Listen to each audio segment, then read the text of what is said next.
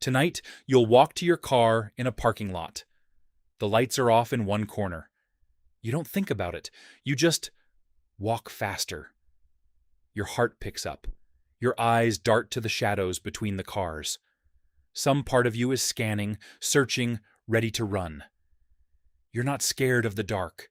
Darkness is nothing. It's just an absence of light. But your body doesn't believe that. And to understand why, we have to go back further than you think. Not centuries, not thousands of years, millions. For most of human history, the dark was not empty. It was full.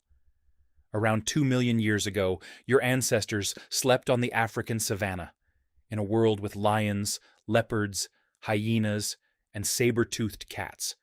Most of them hunting at night, most of them faster than you, stronger than you, and able to see in the dark far better than you ever could. A human at night was not a predator. A human at night was prey.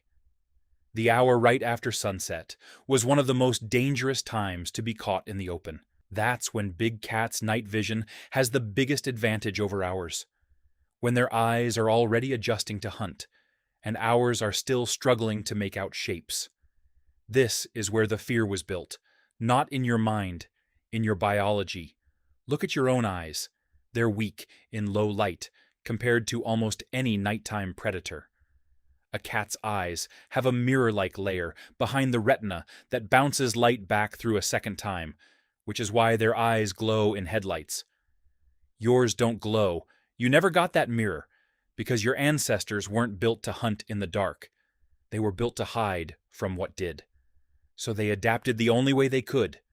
They gathered, they built fire, and they went quiet. Campsites from hundreds of thousands of years ago show fire pits ringed with sleeping areas. Fire was the one thing on the savanna that could hold a predator back. A wall of light nothing wanted to cross. This is why, even now, a candle in a dark room can feel like safety. Your body remembers the fire circle, even though you've never spent a single night without electricity. That old alarm system is still wired into you today. The part of your brain that handles fear, the amygdala, doesn't relax in the dark. It gets more alert.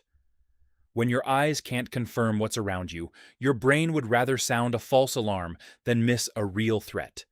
Because for most of human history, a false alarm cost nothing. This is why a coat on a chair can look like a person for one full second before your brain corrects it. This is why a branch scraping a window can sound like footsteps. Your brain isn't malfunctioning. It's running its oldest rule. When you can't see clearly, assume the worst. Because the ancestors who assumed the worst were the ones who lived long enough to have children. And it's not just adults who feel this.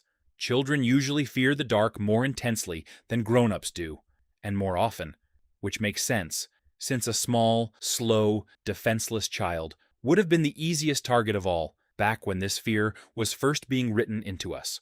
For most people, this fear fades with age, and stays as a manageable little jolt, a faster heartbeat, a quicker walk. But for some, it stays sharp into adulthood, or even grows. And when it starts interfering with daily life, that's usually called nyctophobia.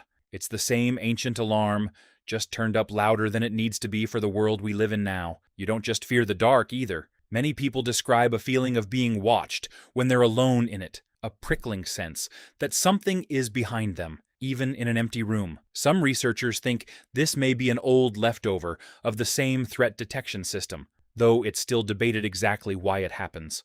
What's clear is that it shows up most in low light, in silence, in isolation, the same conditions your ancestors faced most nights of their lives. Now think about what's actually in the dark around you tonight. Nothing. No lions, no hyenas. Not one predator on Earth is stalking your street. You are, by almost any measure, safer walking to your car at night than any human being has ever been in the entire history of our species. If you dropped a modern human onto the savannah at dusk, 2 million years ago, no fire, no walls, no weapon, they would understand immediately, bone deep, exactly why their body is doing this. The fear would make perfect sense.